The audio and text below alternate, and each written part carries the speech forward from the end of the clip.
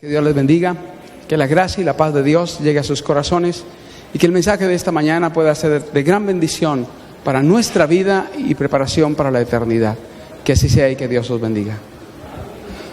¿Qué es la gracia? Es el don inmerecido de conceder al ser humano algo que no merece, porque es rematadamente indigno de ello. Es el don de Dios manifestado en la salvación en Cristo Jesús. Es como la otra parte de la misericordia. La misericordia es no darle a alguien el castigo que merece. La gracia es darle una bendición o un regalo que no merece. Y Dios manifiesta su amor y su misericordia, su gracia para con los seres humanos. Siempre me llega a la memoria la ilustración de la gracia y la misericordia con una experiencia contada de los días de Napoleón Bonaparte, el emperador francés. Se dice que un soldado cometió un grave error, reincidió en él y Napoleón lo condenó a muerte. La madre luchó por todos los medios para lograr una audiencia con Napoleón. Cuando finalmente lo logró, vino a pedirle misericordia para su hijo y le dijo: Napoleón no la merece, es la segunda vez que comete el mismo error. La madre, con aquel apelo materno, le dijo: si fuera justicia, no la merecería. Por eso no le pido justicia para mi hijo, le pido misericordia porque no lo merece. Napoleón, aún en su dureza, se conmovió ante el argumento de ese amor materno y dejó libre a aquel soldado. Dios obra así con nosotros. En su infinita misericordia no nos castiga, no nos destruye. A través del profeta Jeremías en las Lamentaciones nos dice: es por la misericordia de Jehová que no somos consumidos. Nuevas son sus misericordias cada mañana, grande su fidelidad, mi porción es Jehová. Es por la bondad de Dios que vivimos. Desde que el ser humano pecó, perdimos todo derecho a una partícula de alimento, a una bocanada de aire o a una gota de agua. No merecemos el aire que respiramos, el alimento que comemos o el agua que calma nuestra sed. Todo ha sido comprado por el sacrificio de la cruz, que ha ganado para nosotros la bendición aún del alimento diario y del aire que respiramos. Por eso el cielo dice que en cada pan está estampada la cruz del Calvario, en cada sorbo de agua está el reflejo de la cruz. Jesús ha ganado en su infinito amor, con la gracia y misericordia divina, para nosotros los dones de esta vida y de la vida eterna. Y nos ofrece así su llamado a obtener la paz. En tiempo aceptable te llamé, en día de salvación te socorrí. He aquí ahora el tiempo aceptable, he aquí hoy el día de la salvación. Para Dios, la salvación es una invitación constante para el ser humano. Es la invitación permanente a volvernos a Dios, a reconciliarnos con Dios, a reconciliarnos con el cielo, a escuchar la invitación amorosa del Espíritu de Dios que nos ruega, nos suplica y nos invita a ponernos a paz con el cielo. Pero ese tiempo, esa invitación, ese llamado ha sido establecido con un límite de tiempo definido. Y esto es lo que se conoce como el tiempo de la gracia. Es el tiempo que Dios da a los individuos, a las familias, a las ciudades, a las naciones o a las generaciones para retornarse a Dios. Y cuando ese tiempo termina, entonces la gracia y la misericordia dan lugar a la justicia. Tenemos evidencia de ello en la historia, el mundo antediluviano. El registro edénico nos dice que el hombre pecó y fue expulsado del Edén. Luego, a partir de allí, vino la generación de los fieles e infieles. Abel muere y Set lo sustituye. Y entonces vienen las dos generaciones. Set acepta la fe de Adán y la fe de Abel y continúa el camino de la salvación a través de los méritos del Redentor que habría de morir. Pero Caín persiste en su rebelión. Y allí estos dos grupos de seres humanos empiezan a separarse más y más. Caín establece las ciudades y a través de las ciudades multiplica la maldad de manera mucho más rápida, de manera vertiginosa. Tanto que en unos 16 siglos rápidamente el mundo se corrompe en tal medida y en tal magnitud que Dios tiene que aniquilar toda una especie, toda una generación. Entonces el Señor escoge del linaje de Set a un hombre llamado Noé. Este hombre mantiene la fe de Abel, la fe de Adán, la fe de Set, Enos, Cainán, Mahalaleel, Jareb, Enoc, Matusalén, Lamec, y allí viene Noé. Con esa fe fiel de aceptar a Jesús como Salvador, el Cordero que habría de venir a quitar el pecado del mundo, y por la fe en el Salvador vivía una vida de comunión con Dios. Entonces Dios le señala lo que va a ocurrir. Le indica que la generación está corrompida, que la tierra está llena de maldad, que todo pensamiento de los designios del hombre es de continuo al mal, y que la tierra está llena de violencia. Entonces, que el Señor va a arrasar toda especie de la tierra, y por lo tanto debe hacer una preparación para evitar ese castigo. Construir un arca para que él, su familia y todas las personas que quieran puedan hallar refugio en esa arca. Noé atiende la voz de Dios. Siguiendo los parámetros establecidos por Dios, el diseño del cielo, empieza a construir el arca con las dimensiones específicas dadas por el Señor. Noé entonces era un verdadero hijo de Dios. Tenía la fe genuina, que no se queda solo en teoría, sino que se manifiesta en las obras. Su fe fue manifiesta y perfeccionada por sus obras. Entonces empezó a construir el arca. Cada martillazo que Noé daba al arca era un sermón solemne de que creía que venía un castigo, de que no era una teoría para él, de que era una preciosa y perfecta realidad, de que Dios había provisto un medio de escape, un refugio para el castigo inminente, porque la justicia iba a caer sobre esa generación. Y como evidencia de ello, Noé dedicó todo lo que tenía en la construcción del arca. Se dedicó entonces a construir el arca. Sus 3 hijos, Sem, Cam y Jafet, se unieron a esta labor. Junto con ellos Matusalén y otros más, que en el tiempo de la construcción del arca fueron pereciendo. Llegamos entonces al momento final. El arca está construida. Noé había hecho la invitación durante mucho tiempo a los hombres y mujeres de su época a abandonar sus malos caminos. Pero ahora, con fervor, con intensidad, con la comprensión de que el tiempo se está terminando, sale del arca e invita a los hombres y mujeres de su época a que se vuelvan a Dios.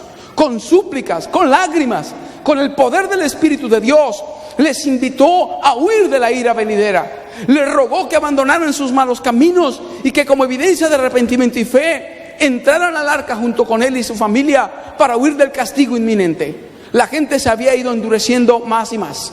El rechazo de la voz del Espíritu de Dios endurece el corazón humano para que los llamados más fervientes aún no tengan impresión. A ese nivel había descendido esta generación. Hombres y mujeres, jóvenes y aún niños, adultos y ancianos se burlaron del llamado del mensajero de Dios. Se mofaron de las invitaciones y de los ruegos y súplicas que aquel mensajero del cielo extendía a los hombres y mujeres de su época. El desprecio, la burla y el rechazo se vieron manifiestos hacia Noé. Pero la fe de este hombre fue recompensada. Sus 3 hijos, Sem, Cam y Jafet, compartían su fe. Las esposas que ellos tenían también. Y entonces finalmente cada uno con su esposa penetró al arca. 8 personas solamente de toda una generación. Algunos han hecho los cálculos de aproximadamente cuántos habitantes tenía la tierra, y los cálculos oscilan entre 1.000 y 1.500 millones de seres humanos. Tremenda cantidad. Y de todos ellos, solo 8 personas entraron al arca. Pero qué recompensa y qué esperanza para las familias. Puede que el mundo entero, el barrio, la ciudad donde nosotros vivimos, desprecie los llamados de Dios. Pero si nuestros hijos lo aceptan, bienaventurados somos. Dichosos al ver que la fe da resultados, cosecha y frutos para la eternidad en el seno familiar. Qué recompensa para Noé y qué estímulo para los padres y las madres trabajar por los hijos, por las familias, por los corderos que el Señor puso a nuestra disposición para encaminarlos hacia la eternidad. Finalmente entonces el tiempo había terminado. La voz que desoyeron los seres humanos la oyeron los animales. De manera milagrosa, acompañados y dirigidos por santos ángeles, los animales, desde los más mansos hasta los más fieros, penetraron ordenadamente de 2 en 2 en el arca. El ser humano había descendido a un nivel inferior que las bestias. Los seres aparentemente racionales, los seres humanos, desoyeron el llamado del cielo, pero los animales no despreciaron la invitación y ordenadamente penetraron al arca. Luego el cielo se oscureció repentinamente y un ruido estremeció a todos. Eran las bandadas de aves que venían también para penetrar al arca y entraron allí. Los animales, Noé y su familia estaban seguros. Noé entró entonces y aquella mano que Dios envió, la mano de un ángel, cerró la puerta del arca. Estaría cerrada para siempre. El tiempo de gracia había terminado. Los últimos 120 años de oportunidad para reconciliarse con Dios, para abandonar los malos caminos, para huir del pecado y para escapar del castigo, habían terminado y terminado para siempre para aquella generación. No tendrían jamás una nueva oportunidad. Pasó el primer día y nada ocurrió. El segundo, el tercero y así sucesivamente hasta una semana completa. La gente al principio miró con asombro el hecho de los animales y de las aves y vio cómo se cerraba el arca sin que ellos percibieran quién la estaba cerrando. Todo esto los conmovió, pero solo temporalmente. Ahora que transcurrió una semana, la burla y la mofa aumentó. La gente se endureció mucho más. Rodeaban el arca para burlarse de Noé y los que estaban allí. Las burlas y las mofas iban de labio en labio, cuando repentinamente el cielo se oscureció. Por primera vez se escuchaban los truenos. Los truenos son uno de los medios que utiliza el Creador a través de la naturaleza para percibir pálidamente la justicia divina. Cuando escuchamos los truenos en un día de tormenta y tempestad, el corazón se estremece, y más si los relámpagos o los rayos caen cerca de nosotros. Lo más cerca que he tenido un rayo lo tuve en Valledupar. Llegué a la iglesia esta mañana y el rayo cayó en el poste que estaba al lado del taxi donde me estaba bajando. Y fue impactante. Y el sonido del trueno fue poderosísimo. Todo fue muy cerca. Todos salieron para ver qué había pasado y con asombro miraron que estaba allí precisamente cerca de donde había caído el rayo. Ellos por primera vez lo notaban. Para nosotros ya es algo habitual, pero nunca habían caído rayos. Nunca habían escuchado truenos. Por primera vez las primeras gotas caían sobre la tierra. Antes del diluvio jamás había llovido. Y por eso los científicos persuadieron a la gente de aquella época de que era una mentira. No había llovido y jamás llovería. Y la gente le creyó a la ciencia, que estaba tan o más evolucionada que en el tiempo actual. En el mundo antediluviano aparecieron cosas maravillosas que los científicos de hoy, con todo su avance, no conocen y ni siquiera imaginan. Pero fueron sepultados por los juicios divinos. Entonces empezaron a caer las primeras gotas. Y la gente empezó a preguntarse secretamente, ¿sería verdad que Noé tenía la razón y los demás estamos equivocados? ¿Será cierto lo que este fanático, este loco decía? ¿Será verdad? Y entonces la gente empezó con temor en su corazón a ver las señales de su inminente castigo. Lo primero que vieron fue sus lugares, sus altares de ídolos destruidos, los lugares donde hacían sacrificios humanos. Los rayos los destrozaban y partían. Sus palacios suntuosos, sus alamedas, sus grandes jardines, sus hermosos parques, todas las construcciones humanas fueron arrasadas rápidamente. Todo aquello que habían dedicado la vida, la gloria terrenal y temporal, había sido absorbido y destruido por los juicios divinos. La gente empezó a buscar refugio de un lugar a otro. Desesperados y despavoridos, iban de acá para allá sin control. Finalmente, los últimos que quedaban trataron de romper el arca para penetrar, pero la poderosa construcción soportó los embates de hombres y mujeres que trataron de romperla. Gritaban, nuevamente gritaban a Noé, pero ya no para burlarse. Con voz de súplica, con voz entrecortada de angustia, suplicaban, ábrenos Noé. Pero ahora era tarde, y tarde eternamente y para siempre. Finalmente, los últimos hombres luchaban con los animales por algún lugar de refugio para sobrevivir. Luego, los últimos fueron sepultados en un inmenso mar, un inmenso cementerio de agua. Lo único que quedaba era un vasto océano sin playas, un inmenso mar sin costas. Toda una generación había perecido. Tuvieron la oportunidad de volverse a Dios. Algún día, algunos de ellos se sintieron conmovidos en lo más íntimo de sus entrañas y desearon cambiar sus vidas. Pero desecharon sus temores y siguieron y prosiguieron su existencia de manera común. Otros se vieron tan conmovidos que se unieron en la construcción del arca y durante algún tiempo trabajaron para edificarla. Pero luego se volvieron empedernidos, enemigos de Noé y del mensaje que él predicaba. Porque nadie se endurece tanto en su corazón como aquel que sintió la obra de la gracia en su alma y la despreció y rechazó. Finalmente, solo Noé y su familia habían sobrevivido de toda la especie humana. Transcurrido el tiempo, el arca se asentó en el monte Ararat y allí está hasta el día de hoy. Los bolcheviques, ocultaron al mundo esta preciosa verdad. Hasta 1917, los rusos habían mandado una expedición allá al monte Ararat y ellos traían los datos de lo que habían encontrado.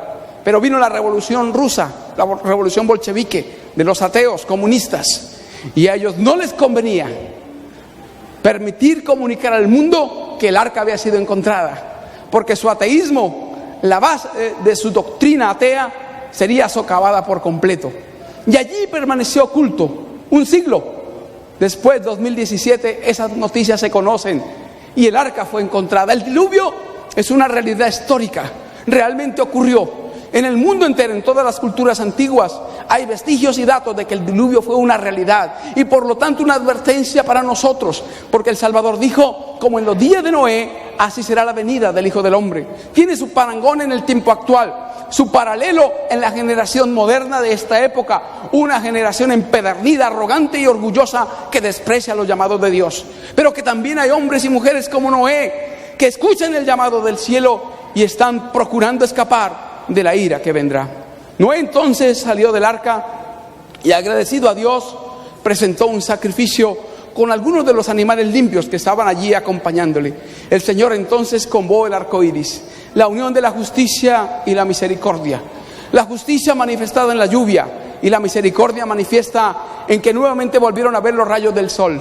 Cuando los rayos del sol atraviesan las gotas de agua, entonces la luz manifiesta el hermoso arco iris, se polariza y vemos entonces la evidencia de que no volverá a haber jamás un diluvio de agua sobre la tierra, que el Señor no permitirá que la tierra sea anegada o destruida completamente por agua, sino ahora será por fuego, un juicio más terrible y letal.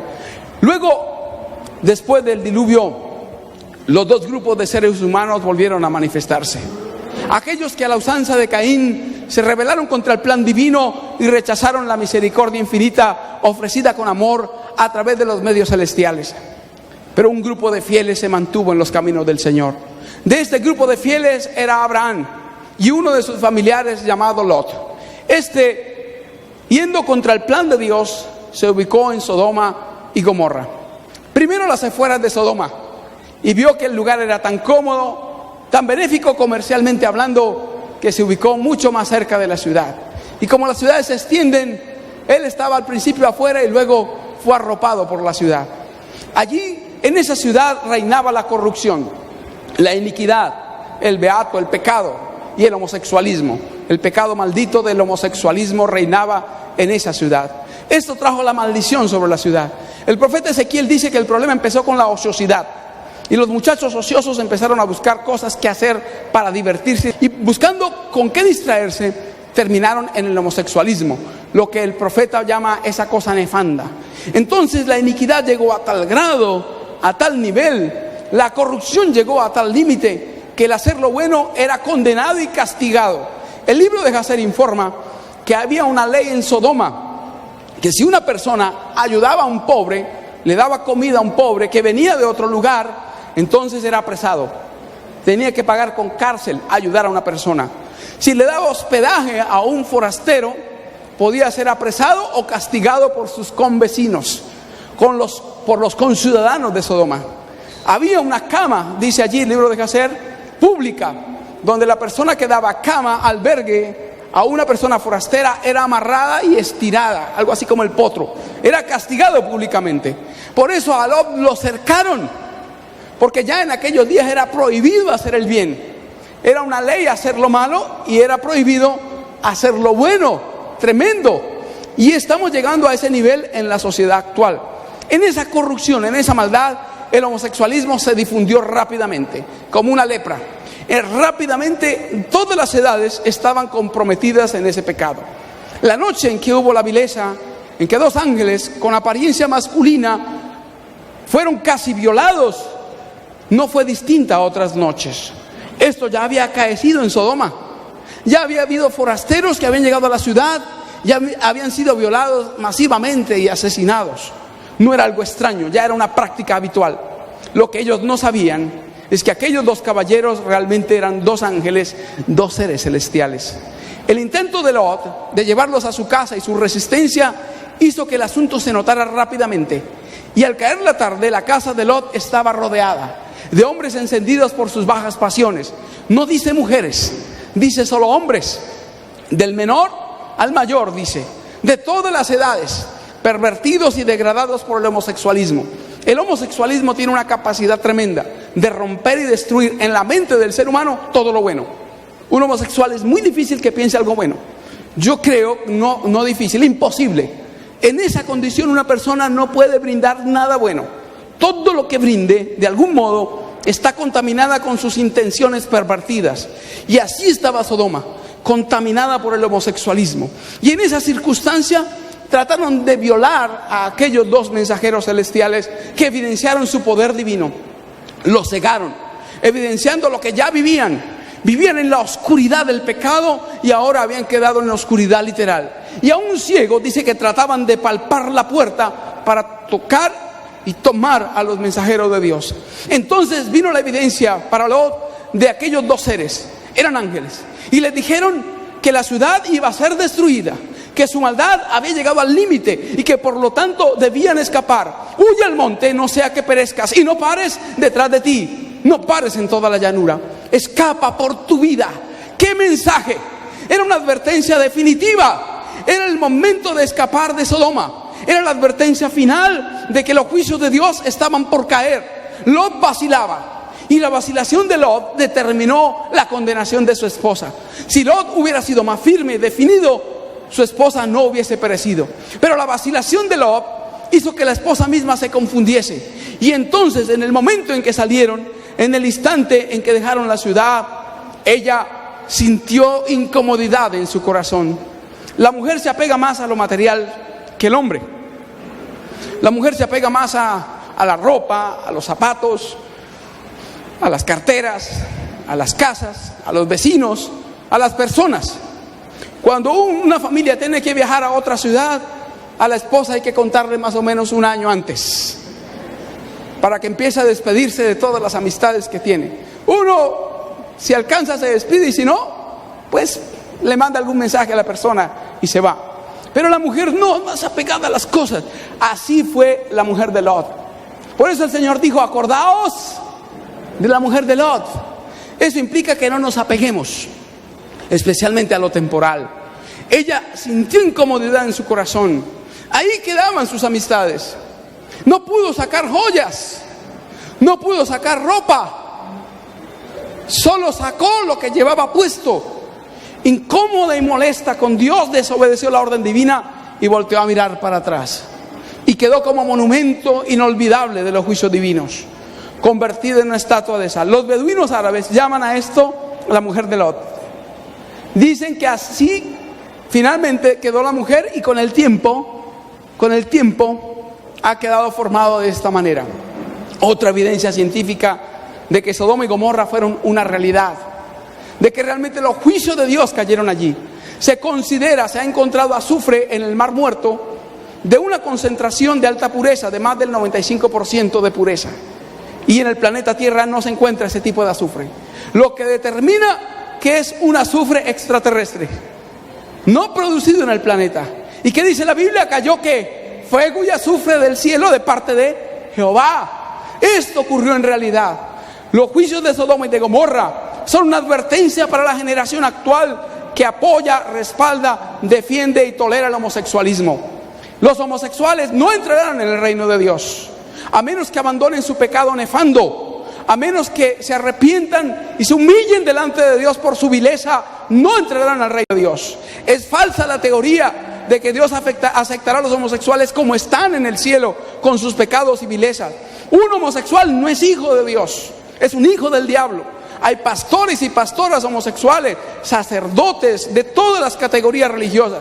Son hijos del diablo aunque tomen la palabra en sus manos, porque un hombre en ese pecado del homosexualismo no puede ser un hijo de Dios. Puede llegar a ser hijo de Dios si reconoce su vileza, si se humilla delante de Dios, si acepta su nefando pecado y se vuelve a Cristo Jesús. La sangre del Cordero puede limpiarle y transformarle en una nueva criatura. Una generación, una ciudad, otra y otra. 4 en total. Sodoma, Gomorra, Adma y Zeboín fueron arrasadas. Y como recuerdo quedó el Mar Muerto, como señal, como testigo para la humanidad de que el castigo de Dios es seguro para una generación que rechaza el llamado divino y deja terminar su tiempo de gracia.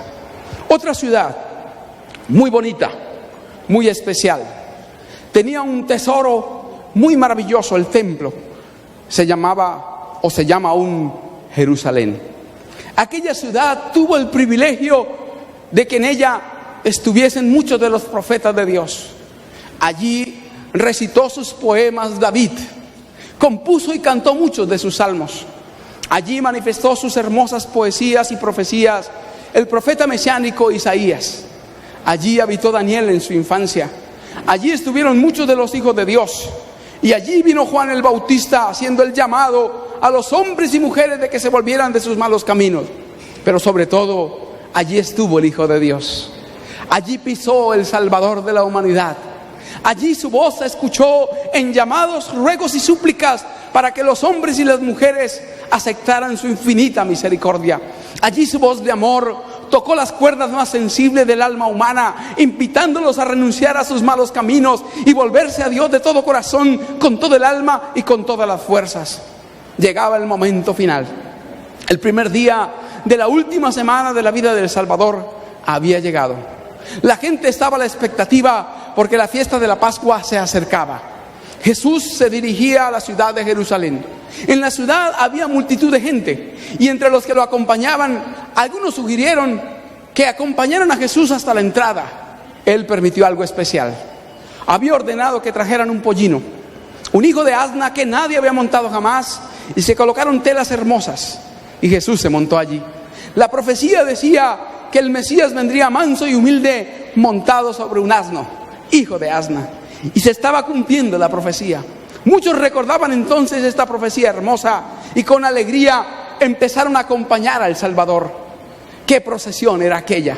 Jesús iba acompañado por los que habían sido paralíticos, pero ahora tenían sus piernas y su cuerpo sano y saltaban de alegría arrancando palmeras aquí y allá para saludar a su Salvador. Los que habían sido leprosos ahora se quitaban sus limpios vestidos y los colocaban a los pies del asno por donde Jesús habría de pasar. Aquellos que habían sido mudos eran los que gritaban con mayor alegría y poder: ¡Hosana! ¡Bendito el que viene en el nombre del Señor! Y el asno era dirigido y guiado por Lázaro, aquel que el Salvador había levantado de la tumba después de estar muerto 4 días. Era una procesión maravillosa. Era la evidencia de que había llegado aquel que había venido a sanar a los hombres y mujeres, a quitar toda dolencia, toda enfermedad del cuerpo, de la mente y del alma. Era el Mesías que llegaba. La gente empezó a cantar, a alabar al Salvador, a tributarle honores y gloria. Los fariseos trataron de silenciar a la multitud y el Salvador dijo: si estos callaren, las piedras clamarán. Dios podía proveer que las mismas piedras literales cantaran la venida del Rey a la ciudad, Jerusalén, la llegada del Salvador del mundo prometido al lugar donde ofrendaría su vida en beneficio de la especie humana. Llegando entonces a la ciudad, la multitud se sintió conmovida. Con orgullo, un orgullo nacional que sentía todo judío, contemplaron el templo. El templo parecía un lugar prestado del cielo.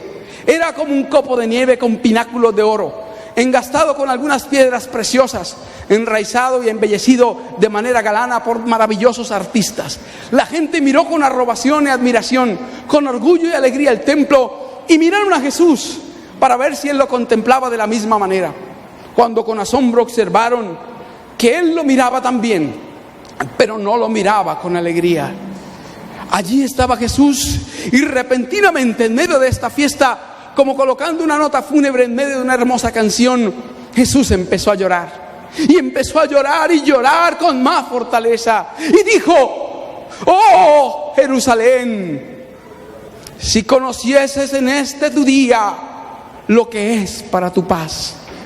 En la mente del Salvador pasaron unos 1000 años, donde el incienso se había presentado mañana y tarde delante del Señor, donde las ofrendas de los sacrificios se habían presentado en el sacrificio matutino y vespertino, donde ante el altar del arca se habían ofrecido los sacrificios de Dios, presentando allí la sangre sobre el propiciatorio, donde en el altar del sacrificio se habían matado miles y millones de animales, donde a través de los mensajes de los profetas, a través de los ritos del santuario, el mensaje del Salvador por venir, del Cordero de Dios que había de quitar el pecado del mundo, se había presentado a toda la nación, donde las invitaciones y ruegos más sublimes se habían hecho a Israel para que se volviera de sus malos caminos.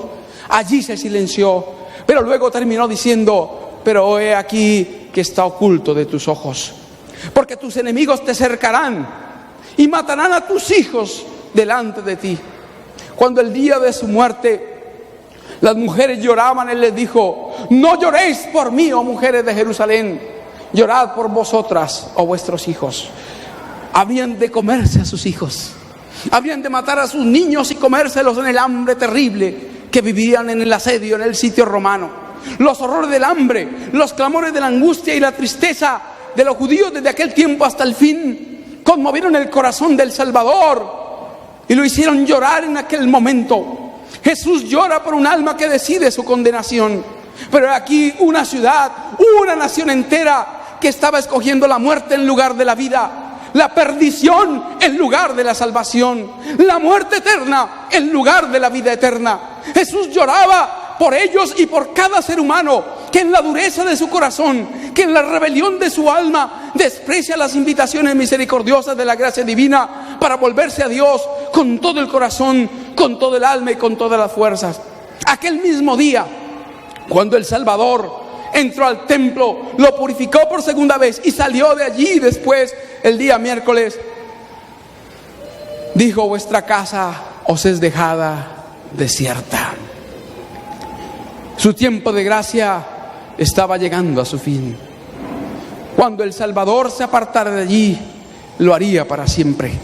La misericordia divina terminaría para el pueblo judío en el año 34, pero para Jerusalén terminó allí, en ese año 31.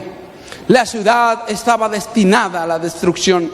Habían despreciado la invitación infinita de la misericordia divina. Habían despreciado el amor de Dios, rechazado su misericordia y pisoteado su ley. Estaban condenados y eternamente condenados. ¿Cuántas veces el Señor suplicó a ellos para que se volvieran de sus malos caminos?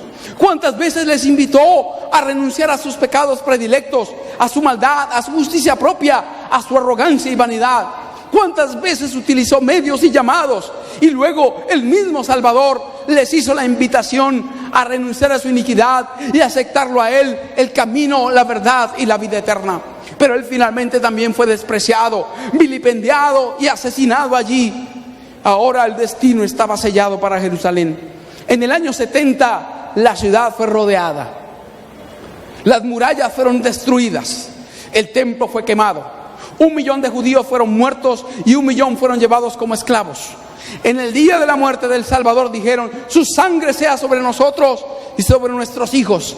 Se condenaron en esa generación y en las generaciones subsiguientes, culpables de la muerte del Hijo de Dios, culpables hasta el fin, recibiendo el dolor y la consecuencia que sus padres eligieron, la maldición que echaron sobre sí, la culpabilidad de la sangre del Hijo de Dios, del Cordero de Dios que quita el pecado del mundo. Y desde allí los judíos han visto las consecuencias de despreciar el llamado de la gracia, la invitación divina y la misericordia del amor divino. El mundo antediluviano, Sodoma y Gomorra, Jerusalén, son testimonio fehaciente de que podemos volvernos a Dios, hallar el perdón y la misericordia divina, pero que si no lo hacemos, ese tiempo de oportunidad terminará y el tiempo de gracia dará el tiempo al tiempo de la justicia, al momento del castigo. ¿Cuánto tiempo Dios te ha dado gracia a ti? ¿Por cuántos años te está invitando a volverte de sus malos caminos, a volverte de tu rebelión, de tus pecados? ¿Hace cuánto que la voz suplicante del cielo te dice: volveos, volveos de vuestros malos caminos, pues ¿por qué moriréis?, dice el Señor. Es el momento en que Dios nos invita a volvernos a Él de todo corazón. La gracia puede terminar en cualquier momento. Puede terminar con la muerte. Podemos morir de manera inesperada, imprevista. Cuando menos lo pensamos, la vida puede culminar de manera abrupta. Hubo varios hombres y mujeres que se mofaron de Dios y fueron testimonio también de cómo los juicios divinos cayeron sobre ellos. Tancredo Neves dijo: si tengo los votos suficientes, ni Dios me quitará la presidencia. Un expresidente brasilero ganó la presidencia, pero antes de recibir el título murió. Blasfemó contra Dios y vino el castigo. La persona que bautizó el Titanic dijo: ni Dios hundirá este barco. Y en el primer viaje, aquel barco quedó en las profundidades del mar. Hasta el día de hoy, como testimonio de que de Dios nadie se burla. Chávez dijo: maldigo a Israel, y lo maldigo desde mis vísceras, desde mis entrañas. Y luego con terror escuché que decía: y desde lo más íntimo de mi alma. Tremendo. Desde sus entrañas, y en las entrañas vino el cáncer que lo mató. Pero lo peor es que también lo hizo desde el alma, asegurando su condenación. Muchos hombres y mujeres se han mofado contra el cielo. Aquel cantante famoso, John Lennon, el irreverente integrante de los Beatles, dijo que ellos eran más famosos que el Señor Jesucristo y que el cristianismo era out, pasado de moda, que iba a desaparecer pronto. Lennon murió asesinado. Los Beatles se recuerdan algo, pero el cristianismo aún subsiste y perdurará hasta la eternidad por la gracia de Dios. No podemos jugar con el cielo. La vida puede terminar rápidamente. Santiago dijo: ahora vosotros que decís, hoy o mañana o la semana próxima iré aquella semana y haré esto y aquello, y no sabéis que la vida es como una flor que hoy nace y luego perece, o es como la nube que viene y se va. Debéis decir más bien: si Dios quiere, haremos esto o aquello, porque no sabemos cuánto hemos de vivir. Ningún mortal puede determinar el tiempo de vida. Muchos jóvenes dicen: no, yo voy a disfrutar de la juventud y cuando esté viejo busco a Dios. ¿Y quién le asegura que usted va a vivir hasta viejo? ¿Quién tiene la certeza de que usted va a vivir muchos años? De que le quedan años, semanas o días de vida. Más aún en estas ciudades, donde en el momento menos pensado un ladrón, enojado porque usted no tiene dinero, le da un disparo y lo mata. La vida puede terminar en cualquier momento, arrollado por un carro. Me impacté esta mañana, me impacté mucho. Veníamos hacia acá en el vehículo y un joven muerto arrollado por una moto. Un joven, calculo entre 23 y 18 años su edad, y terminó su vida hoy. Él ni siquiera lo imaginó, pero terminó su vida de manera abrupta e inesperada, porque los que viven saben que han de morir, mas los muertos nada saben. Aún hay esperanza para aquel que está entre los vivos. Mientras el corazón palpita, mientras aún corre la sangre en nuestras venas, mientras tenemos conciencia, tenemos la oportunidad de reconciliarnos con Dios. ¿Cuántos se han acostado para no despertar? No podemos estar seguros de día ni de noche si no entregamos nuestra vida al Salvador. La muerte entonces culmina la gracia para los seres humanos. Cuando el pecador muere, cuando el justo muere, su destino está sellado para siempre. No hay responsos, no hay misas, no hay indulgencias, peregrinaciones, ni nada que pueda limpiar al pecador una vez muere. Su sentencia está definida para vida o muerte eterna, para salvación o condenación.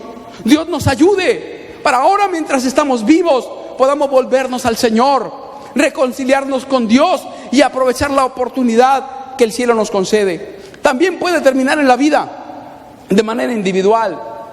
Hubo hombres en el pasado que así lo hicieron. Hombres como Agripa o Félix, que tuvieron el privilegio de oír al apóstol Pablo presentar la justicia de Cristo, el juicio. Temblaron, se estremecieron, quisieron cambiar, pero no lo hicieron. Quisieron aceptar el llamado de Dios, pero no lo hicieron.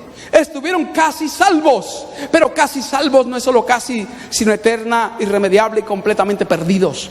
Aunque vivían, aunque no habían muerto, su tiempo de gracia había terminado. Estaban sentenciados para siempre. Herodes había condenado a Juan a la muerte, lo condenó a la muerte, y Jesús estuvo ante Herodes, el Salvador, la salvación encarnada. Aceptar a Jesús es aceptar la salvación, aceptar la vida eterna. Y Herodes pudo estar ante Jesús, vio al Salvador, pero ya no había oportunidad para Herodes, ni Jesús lo salvaría ya, porque había terminado su tiempo de gracia. Herodes sabía que Juan era un siervo de Dios, y cuando aceptó en aquella noche de bacanal y orgía mandara matar a Juan el Bautista, su tiempo de gracia culminó. Cuando el verdugo cortó la cabeza de Juan el Bautista, la gracia terminó de inmediato para Herodes. Y ni Jesús le dio ni una palabra a Herodes, ni un mensaje, ni de reprensión, ni de castigo, ni de llamado. Su destino estaba sellado para siempre. Dios nos ayude para no caer en ese nivel. El venir sábado tras sábado a escuchar un mensaje de Dios no es por casualidad, o no puede ser una rutina para seguir de la misma manera.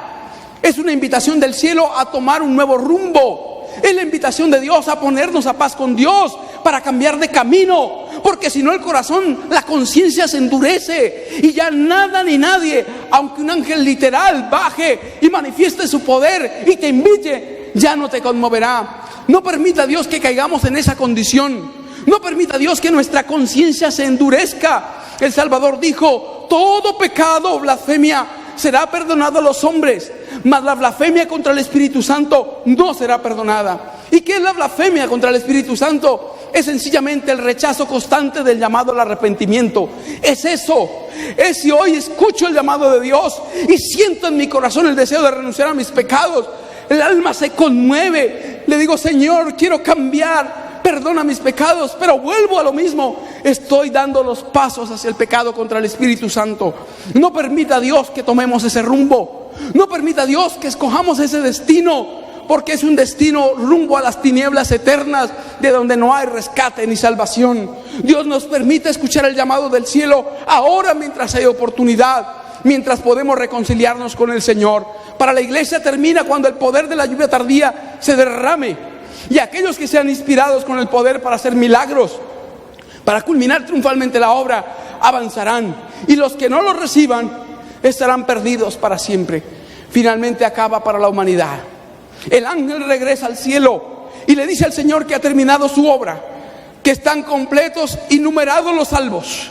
Jesús con solemnidad dice las palabras de Apocalipsis 22:11: el justo justifíquese todavía, el santo santifíquese todavía, el inmundo sea inmundo todavía, el sucio quedará sucio para siempre, el salvo será salvo para siempre. Cada caso habrá sido decidido para vida o para muerte, para salvación o para condenación. Dios nos está advirtiendo de lo que está por pasar. Nuestro destino eterno está en juego. La salvación de cada alma que pisa este planeta en este momento se está definiendo en el santuario celestial, y nos compete ahora, en el tiempo de oportunidad, volvernos al Señor, permitir que el Espíritu de Dios haga nacer en el alma ese sincero arrepentimiento, con profundo dolor por haber pecado contra Dios, con un sincero deseo de renunciar a los malos caminos, y permitiendo la obra del Señor, que por la fe en los méritos de Cristo nuestros pecados sean perdonados, y que el Espíritu de Dios engendre una nueva vida en el alma para caminar con Dios hasta la bendita eternidad. Dios nos invita a volvernos a Él. A través del profeta nos dice: buscad a Jehová mientras pueda ser hallado, llamadle en tanto que está cercano. Deje el impío sus malos caminos y el inicuo sus malos pensamientos, y vuélvase al Señor, el cual le tendrá misericordia, y al Dios nuestro, el cual será amplio en perdonar. Buscad a Jehová mientras pueda ser hallado. Vendrán días en que jóvenes y señoritas fueron vistos por los profetas buscando a Jehová, pero ya no lo hallarán. Será tarde, y tarde para siempre. Habrá hambre en la tierra, no solo de pan y de agua, sino de la palabra de Dios. Que no dieran por oír un mensaje de misericordia en aquel momento, que no dieran por escuchar una invitación que despreciaron durante mucho tiempo. Pero no, los sucios permanecerán sucios para siempre. Deambularán de aquí para allá, irán de norte a oriente, de mar a occidente, buscando la palabra de Dios, pero ya no la hallarán.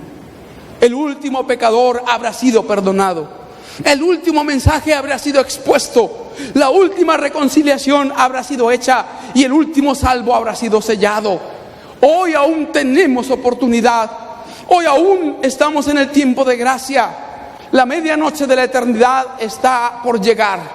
El momento en que la gracia termine está acercándose de manera vertiginosa sobre este planeta y sobre esta generación.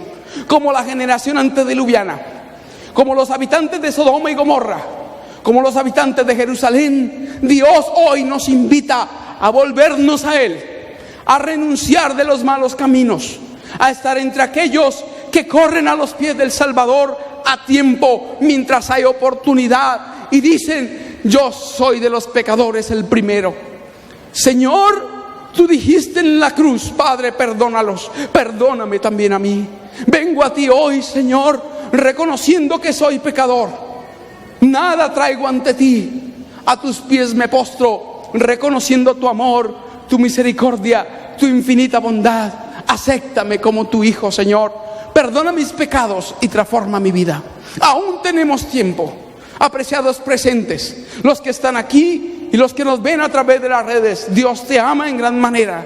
En su amor infinito te ha dado tiempo y oportunidad para que te vuelvas a Él. No es que el Señor tarda su promesa, sino que es paciente para con nosotros, no queriendo que ninguno perezca, sino que todos procedan al arrepentimiento.